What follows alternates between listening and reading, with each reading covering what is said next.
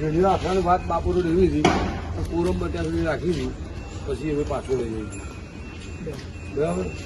પણ જયરામભાઈનો ભાવ એવો છે કે આ ગાયના તાલ અને જયરામભાઈનું જીવ વાડીના ગૌશાળા અને બાપુ નો ભાવ ગાય પ્રત્યે બહુ જોરદાર સારું સંવર્ધન ગાયોનો બાપુ સાચવવું ગાયનો બચ્ચો સારો લેવો આખલા બદલવા પછી બાપુનું નેચર આખાથી જ તે ગાયો થોડાક ક્રોસ કરવી એ બાપુનો બહુ સારો ભાવ છે. એ જયરામભાઈ આજે વાણીનાથમાં બાપુનો ડેલી સુપ્રીમ ભેટ કર્યો.